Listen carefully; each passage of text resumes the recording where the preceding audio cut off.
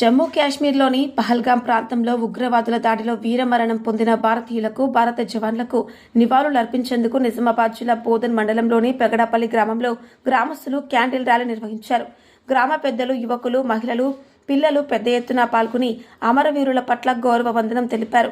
సందర్భంగా పలువురు గ్రామ ప్రముఖులు మాట్లాడుతూ ఇది పాకిస్తాన్ కుట్రపూరిత చర్యగా అభివర్ణించడంతో పాటు దేశ భద్రతకు హానికరమైన చర్యపై కేంద్ర ప్రభుత్వం కఠినంగా స్పందించాలని డిమాండ్ చేశారు. దేశ భద్రత కోసం ప్రాణత్యాగం చేసిన జవాన్ల త్యాగాలను ఎప్పటికీ మరవలేమని వారు పేర్కొన్నారు. ఈ ర్యాలీలో దేశభక్తిని ప్రతిబింబించడంతో పాటు యువతలో జాతీయత భావనని పెంపొందించడంలో సహాయపడుతుంది.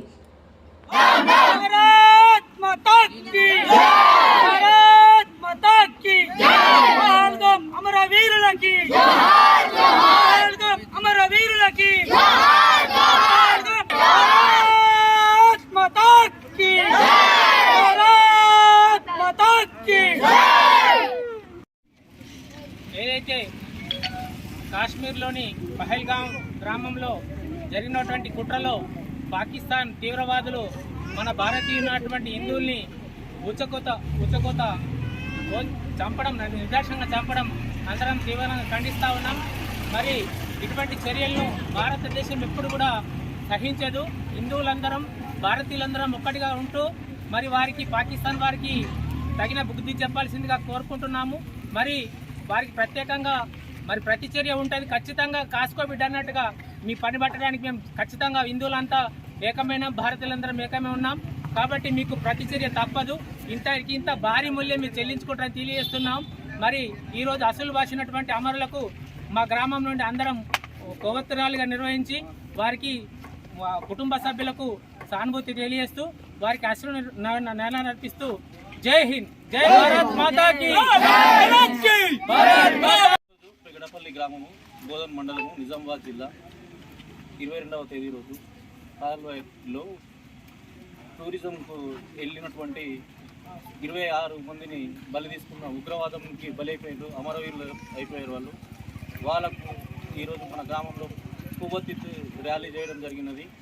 కానీ ఇది ఏమైనా చర్యగా తీవ్రంగా ఖండిస్తున్నారు దేశ ప్రజలు మొత్తము.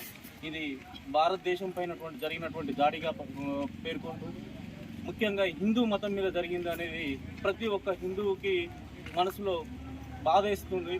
అది చూస్తేనే కన్నీళ్ళు వస్తున్నాయి ప్రతి ఒక్కరికి. కాబట్టి ఇది తీవ్రమైన చర్య, ఏమైన చర్య, పిరికిపంద చర్య. ఇలాంటి చర్యలకు భారతదేశం ఏ రోజు భయపడదు. కాబట్టి దీన్ని తీవ్ర పరిణామాలు ఎదుర్కొంటారు వాళ్ళు. దీన్ని మా గ్రామంలో దీనికి ప్రగాఢ సానుభూతి తెలుపుతూ కొవ్వొత్తులో ర్యాలీ చేయడం జరిగినది. ఈ ర్యాలీలో ప్రతి ఒక్కరూ పాల్గొన్నారు.